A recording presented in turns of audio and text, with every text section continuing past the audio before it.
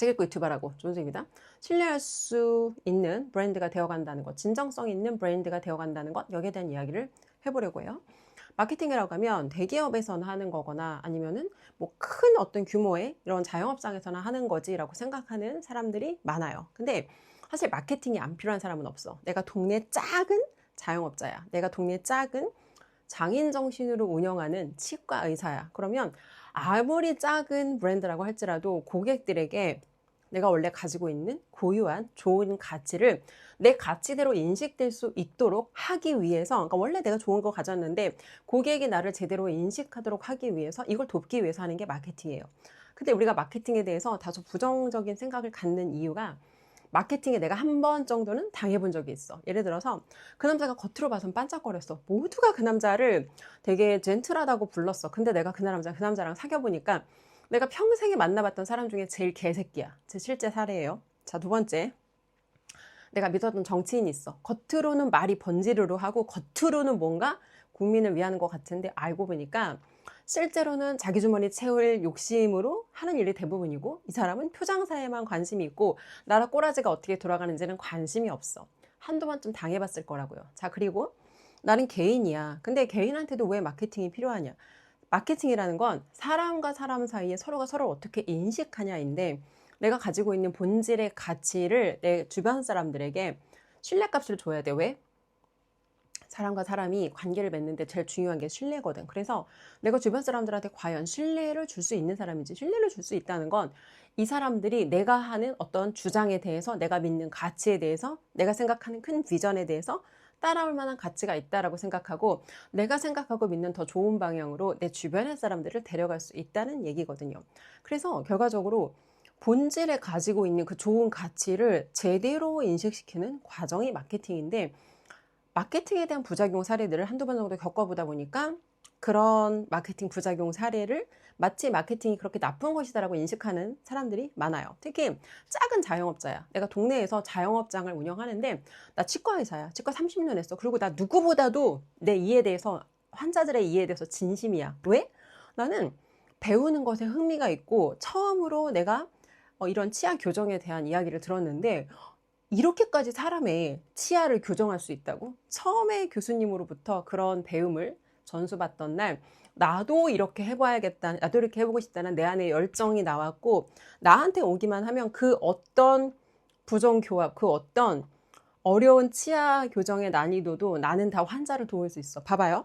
치아 교정은 되게 손이 많이 가고 어려운 일이야. 그죠? 그리고 생각보다 임플란트에 비해 장기적으로 지속해야 되는 일이고, 그에 비해서 노력 대비 단가는 안 세. 근데 그럼에도 불구하고 나는 이 치아 교정이라는 걸 위해서 어마어마하게 많은 보이지 않는 시간과 노력과 돈을 갈아 넣었단 말이야. 그러면 이 치과 의사가 대중들한테 알려져야 되는 거 아니에요? 근데 참 재밌는 건 그 작은 동네에 서울대를 나온 젊은 치과 의사가 왔어. 블로그로 온라인을 발르는 거야. 검색만 하면 다 그 사람이 나와.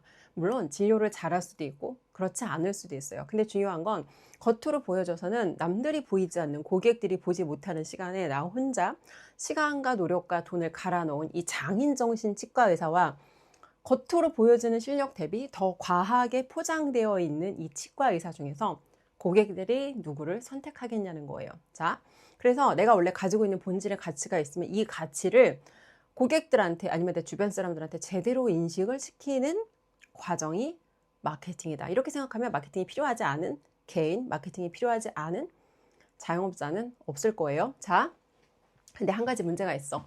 내가 누군가한테 신뢰를 얻는다는 건 결과값으로 얻어지는 신뢰가 있고, 결과 중심적인 신뢰가 있고, 과정 중심적인 신뢰가 있어요. 결과 중심적인 신뢰는 예를 들어 이런 거야. 내가 돈을 잘 벌어. 그러면 돈을 벌었다는 이 숫자를 가지고, 지표를 가지고 사람들을 리크루팅해. 제가 보험 영업을 하는데 이렇게 많은 돈을 벌었어요. 근데 이 사람이 돈을 번 과정이 어땠는지 여기에 대한 투명성은 없어. 다만 내가 돈을 벌었다는 그 숫자를 가지고 숫자를 흔들어대면서 사람들을 현혹시키는데, 문제는 이 사람이 돈을 번 과정이 윤리적이지 않아. 말로는 고객을 위한다라고 말하지만 무슨 짓을 하는지 보면 가난한 고객들한테 가난한 고객들한테 오랫동안 납부해야 되는 보험을 마치 이걸 저축인 것처럼, 마치 이게 저축인 것처럼 판매를 한단 말이에요. 그리고 이 사람들은 가난하기 때문에 인내심이 없어. 누구보다 인내심이 없는데 이 상품을 그 사람이 주장하는 대로 10년까지 지속할 수 있는 끈기와 인내가 없단 말이야. 근데 가난한 사람들한테 이 사람들이 10년을 지속해야 많은 이자를 받을 수 있다고 판매를 하는데, 그 판매를 했던 본질의 이유가 뭔가 보면 이게 커미션이 높으니까 이 돈으로 내가 벌어서 우리 애 옷을 사 입히고 내 카드 값을 내고 내 ETF에 투자하기 위해서 고객들한테 이런 나쁜 상품을 판매한다는 거예요. 그러면 이 사람이 돈을 벌었다는 결과값은 있지만 이 사람의 과정을 들여다봤을 때 과연 이 사람을 신뢰해야 되는 사람이냐는 거예요. 자, 근데 어떤 사람들은 과정에 있어서 투명해. 예를 들어서 제 멘토님 같은 경우에는 처음에 멘토님 만났을 때 되게 의아했어요. 왜? 본인에게 일어나는 여러 가지 그 비즈니스를 운영하면서 겪는 하강 국면에 대해서 너무 투명하게 오픈을 하는 거야. 그래서 저 사람은 왜 저렇게 자기에 대해서 투명하게, 우리가 굳이 우리는 교육을 배우러 온 수강생일 뿐인데 왜 우리한테 저렇게까지 자기의 어떤 개인적인 얘기를 오픈하는 걸까? 근데 멘토님이 자기가 겪었던 그 하강 국면과 개인적인 어려움을 나눴던 이유는 이런 거예요. 사람은 누구나 내가 해야 될 일을 제대로 했고, 그리고 그 시간과 노력과 운이라는 게 맞아떨어지면 성공하고 누구나 돈을 벌어요. 근데 그거보다 훨씬 중요한 건, 잘 되는 건, 해야 되는 일을 내가 제대로 했을 때 잘 되는 건 되어지는 거야. 근데 그거보다 중요한 건 망하지 않아야 되거든. 근데 망하지 않는다는 건 언제 어디서 나한테 저런 문제가 생길지 사람들은 대부분 본인한테 닥칠 이 어떤 미래의 블랙스완에 대해서 인식을 못 한다는 거야. 왜? 일어나지 않은 일은 추상적으로 느껴지거든. 근데 누구라도 그런 일에 당할 수 있고 누구라도 그런 하강면을 겪을 수 있기 때문에 멘토님이 사업을 하면서 겪었던 사실은 잘된 사례보다, 그러니까 이런 거예요. 처음에 멘토님하고 과정을 문의하는 그 수강 문의를 하기 위해서 질문을 했는데 그 질문을 했어요. 혹시 대표님 수강생 중에서 잘된 성공 사례가 있냐 질문을 했더니 딱 잘라서 말씀하셨어요. 성공 사례가 있다고 네가 성공한다는 것도 아니고 성공 사례가 없다고 네가 성공 못한다는 것도 아니다. 근데 처음에는 이 말이 의아하게 느껴졌어. 왜? 대부분의 교육파리들은 자기의 성공 사례를 최대한 홍보하면서 이 사람이 어떻게 하면 자기의 교육을 수강하게 만들까를 집중하거든. 근데 이분은 네가 성공 사례가 있는 거랑 너랑 상관없어. 있어도 네가 성공하는 것도 아니고 없어도 네가 성공 못한다는 것도 아니야. 근데 그때는 그게 의아했는데 사실 돌아와 생각을 해보니까 내가 학원을 운영할 때 똑같은 컨셉으로 고객들하고 소통을 했어요. 왜? 이게 진정성이거든. 내 학원에 잘 나가는 애들이 있지만 그거랑 본인 자녀랑 아무 상관없어. 얘가 여기서 썼던 시간과 노력과 얘가 여기서 썼던 비용의 결과로 얻어진 거지. 그 사람하고 너하고 배경도 다르고 동기도 다르고 학습 기간도 다른데 얘가 여기서 결과를 얻었다고 그걸 똑같이 얻을 수 없다는 거 너무 당연한 사실이라는 거야. 근데 많은 성인들이 교육을 선택할 때 누군가 성공 사례가 있으면 나도 저 사람하고 같이 하면 저렇게 성공할 수 있을까라는 기대값을 갖고 들어가서 거기다가 돈을 막 던지는데 그렇지 않다는 거예요. 아이들 교육으로 생각하면, 아이들 공부로 생각하면 너무 당연한 걸 왜 성인들은 생각을 못하냐는 거죠. 자, 다시 돌아와서 고객과 과정을 공유할 때, 내가 어떤 일을 겪어나가는 여정을 공유할 때 사실은 이게 이 진정성 있는 소통이 시간 속에서 누적되면서 이게 진짜 대체에 불과한 단단한 신뢰로 연결이 된다는 거예요. 이 사람의 브랜드가 어떤 브랜드가 생각했을 때 정말 고객에게 솔직하게 투명하게 모든 것을 나눌 수 있는 이런 브랜드가 시간 속에서는 굉장히 깊은 신뢰로 연결이 된다는 거예요. 근데 그게 제가 멘토님에게 배웠던 투명성, 그게 제가 멘토님에게 배웠던 정체성이에요. 유튜브에 주은숙이 예전에 전 민주당 권리당원이었던 사실, 그리고 세월호 사건 때 멍청하게 감정적으로 선동돼서 촛불을 들었고 그때 정권에 대해서 반대하는 목소리를 냈던 것, 그리고 그 후로도 멍청하게 3년의 시간을 민주당을 지지하는 지지자로 보냈던 것. 하지만 그럼에도 불구하고 윤석열 대통령의 비상계엄을 계기로 깨어난, 개돼지에서 깨어난 시민이 되어서 무엇이 옳은 방향인지 깨닫게 되었고 과거의 실수를 수정하기 위해서 투명하게 목소리를 냈던 거, 그리고 그것으로 인해서 생각하지 못했던 많은 기회들로, 많은 사람들로 연결이 됐던 스토리. 이게 내가 어떤 브랜드가 될 것인지는 내가 선택하는 거예요. 그런데 내가 과정을 투명하게 공유했을 때 가장 진정성 있는 소통이 되고, 과정을 투명하게 공유했을 때 가장 고객에게 내가 고객에게 내가 과정을 공유하는 게 사실은 고객을 섬기는 최고의 소통법이라는 거예요. 자, 근데 이런 거예요. 윤석열 대통령이 아직까지도 많은 국민들에게 회자되고 있고, 아직까지도 많은 국민들은 윤석열 대통령을 내 인생 최고의 대통령이다라고 이야기하고 있어요. 왜 그럴까? 대통령직에서 파면됐고, 심지어 지금 대통령으로서 할 수 있는 어떤 그분이 행사할 수 있는 실제적인 파워가 없음에도 불구하고 국민들의 생각 속에는, 국민들의 믿음 속에는 자유민주주의와 자유민주주의, 그리고 대한민국이라는 국가의 가치를 지키기 위해서, 봐봐요, 윤석열이라는 위대한 영웅주의자가 했던 선택은 굳이 그렇게까지 할 필요 없었어. 그냥 내가 입을 좀 닫고, 내가 지금 이 꼬라지가 대한민국에 곧 터져 나올 이 시한폭탄이 내 눈에는 보이는데, 이걸 내가 그냥 입을 다물고 내 임기를 조용히 채워, 그리고 내가 사랑하는 아내랑 임기를 끝까지 마치고 명예롭게 대통령직을 마치고 나서 평화로운 노년을 보낼 수도 있어요. 그죠? 결혼도 늦게 하셨잖아. 너무 사랑하는 아내랑, 지금 사실 대통령이, 윤석열 대통령께서 국민들에게 단지 내가 솔직하게 우리 대한민국에 닥칠 미래를 공유했다는 이유로 지금 상상을 초월하는 고초를 겪고 계시는데, 근데 이런 거예요. 시간이 지나면 지날수록 뭐가 확인돼? 윤석열이 옳았다가 시간이 지나면 지날수록 확인이 돼. 처음에는 윤석열 대통령이 비상계엄을 선포했던 직후에 대부분의 국민들은 납득할 수 없고 충격적이고 의아했을 거야. 왜?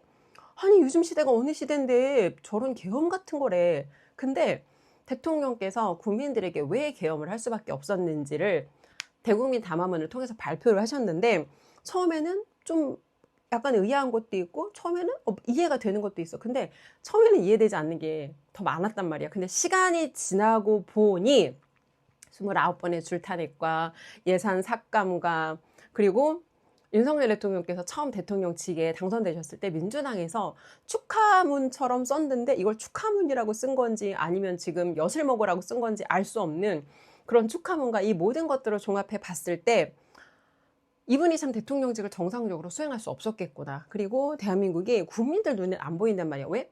우리는 그렇게까지 그런 민감한 정보에 접근할 수가 없거든. 근데 대통령으로서 내가 이 우리나라의 지금 처한 상황을 봤을 때 이대로 가다가는 대한민국이 머지않아 좆되겠구나가 보이는 거야. 그럼 어떡해?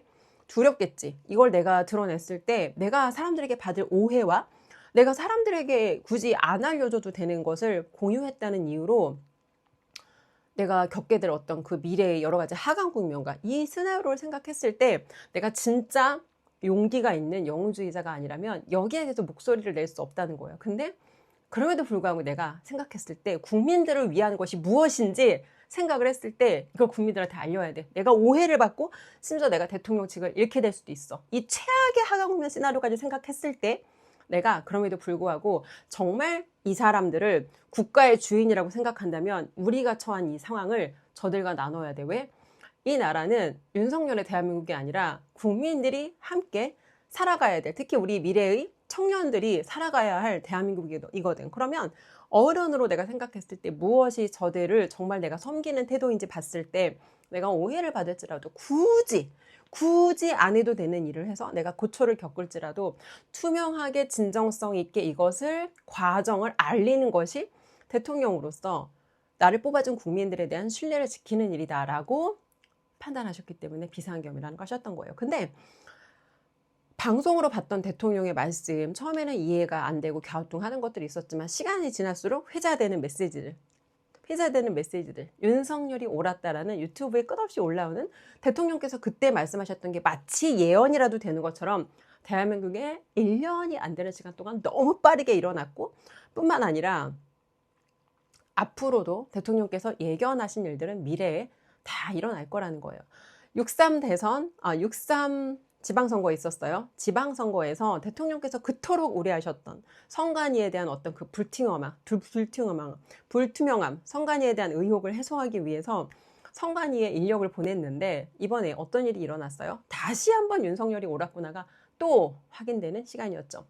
대중들은 절대 미래를 볼 수 없어요. 미래라는 건 나한테 닥치지 않은 일에 대해 내가 생각한다는 건 막연하게 미래가 좋을 거라고 긍정적으로 낙관주의자적으로 생각을 해본다거나, 근데 비전이라는 거는 미래를 당겨다 보여주는 거예요. 근데 그 미래를 당겨다 보여주는 게 좋은 미래만 당겨다 보여주는 게 비전이 아니에요. 미래에 일어날 이 사람은 보지 못하지만 미래에 닥쳐올 위기를 당겨서 보여줄 수 있는 능력이 진짜 비전을 가진 자들이 할 수 있는 일인데 윤석열이라는 인물에게는 대한민국의 미래를 내가 지금의 상태로 미루어 짐작해 봤을 때 보이는 그 미래가 있었고 그 미래를 당겨서 국민들한테 사실은 보여줬던 거죠. 근데 그 비전 가진 자의 그 비전을 처음에는 우리가 다 이해하지 못했어. 하지만 시간이 지나면서 시간 속에서 하나하나가 확인되다 보니까 국민들이 윤석열 대통령에 대해서 그분이 정말 옳았구나라는 그 감사함을 잊을 수가 있겠냐는 거예요. 봐봐요. 국힘은 이번 지방선거를 이겨보겠다고 윤석열 대통령을 또다시 한번 손절을 했어요. 윤어게인 손절을 했는데, 자, 그래서 윤석열을 손절한 결과가 어떻게 됐어요? 여기에 국민들의 민심이 다 드러나지 않냐는 거예요. 그래서 결과적으로 위대한 영웅주의자는 이 사람들이 겪게 될 일을 막았기 때문에 이 사람들은 그 일을 안 겪게 됐어. 그래서 영웅주의자가 했던 그 일의 가치를 개돼지들은 알지 못해. 근데 사고할 수 있는 힘이 있는 사람들은 이 영웅주의자가 우리를 위해서 자신을 헌신하면서 무엇을 했구나를 이 보이지 않는 가치를 볼 수 있다는 거예요. 근데 참 안타까운 게 지금 대한민국에 사고할 수 있는 힘을 가진 이 지혜 있는 자들과 깨어있는 자들과 눈이 있는데 볼 수 있는 눈깔이 있는 자들과 보이지 않는 것은 보지 못하는 오직 나한테 이득이 되는 보여지는 것들만 15만 원에 무슨 지원금이라든지 쿠폰이라든지 이런 보여지는 이득을 볼 수밖에 없는 지혜의 눈이 아닌 개돼지의 눈깔을 가진 사람들이 너무 많다는 거예요. 이게 대한민국 현실이에요. 그래서 진정성 있는 브랜드가 된다는 건 고객하고 솔직한 소통을 하는 건데 윤석열이라는 브랜드, 윤석열이라는 사람의 가치는 앞으로 시간 속에서 더 확인될 수밖에 없다. 왜? 그 사람이 의도를 가지고 진정성 있는 의도를 가지고 국민들과 투명하게 소통하려고 했던 그 사람의 가치와 그 사람의 의도가 시간 속에서 더 확인되거든. 자, 결론이에요. 진정성 있는 브랜드가 된다는 건 고객이 보지 못하는 고객의 미래를 당겨다 보여줄 수 있어야 돼. 네 하강 국면은 이거고 앞으로 네가 겪게 될 문제는 이거다. 근데 그걸 하면 오해를 받아. 그걸 하면 미움을 받고 비난을 받아. 하지만 그럼에도 불구하고 그걸 내가 했어. 그러면 시간이 지나고 시간 속에서 그 사람의 가치는 더 빛날 수밖에 없다. 주은숙이 영상을 보시는 분들한테 정치 콘텐츠에 빠지지 말고 정치 유튜브에 빠지지 말고 개인의 역량 강화에 집중하라고 이야기하는 건 내 옆에 사람, 현실적으로 본인들이 대한민국 정치를 바꿀 수가 없어요. 본인들이 할 수 있을 것 같은 거랑 내가 할 수 있는 거랑 잘할 수 있는 건 다르다고. 그러면 내가 직접적으로 해결할 수 없는 문제에 빠져서 감정적으로 허우적거리지 말고 내 개인의 역량, 개인의 파워를 늘리고 그냥 돈 버는 일에 집중하세요. 그리고 그 돈으로 정말 진리를 향해서, 정말 진실을 향해서 싸워가는 사람들을 경제적으로 서포트하라고. 적어도 그 사람들이 국가를 위해서 타인을 위해서 타인의 자유를 위해서 싸우는데 그 사람들 가족이 굶으면 안 되고 그 사람들 쌀독에 쌀은 떨어지면 안 되잖아. 참 아이러니하게도 대한민국에서 보수 우파라고 본인을 주장하는 사람들, 표 주는 사람이 다르고 돈 주는 사람이 다르고 마음으로 응원만 하는 사람이 달라요. 정말 진짜 서포트가 필요한 사람들에게는 입으로 주둥이로 구호만 외쳐. 그리고 표는 엉뚱한 사람한테 주고 돈은 또 엉뚱한 사람한테 줘. 이게 대한민국에서 조은숙이 봤던 대한민국 국민들의 수준, 인식. 그래서 우리가 할 수 있는 일은 뭐예요? 쟤는 저렇고 쟤는 저렇고를 아무리 우리가 입으로 떠든다고 말로 세상을 못 바꾼다고. To change, you gotta change. 정말 세상을 바꾸고 싶으면 본인 스스로 본인의 가치부터 높이고 내 옆에 사람 한 사람이라도 우리가 이 자유민주주의의 복음을 전하고 그리고 나서 대중을 향해서 내가 뭘 할 수 있을지 그 다음으로 생각해봐라. 이게 우리의 우선순위고 이게 우리의 주제 파악이다.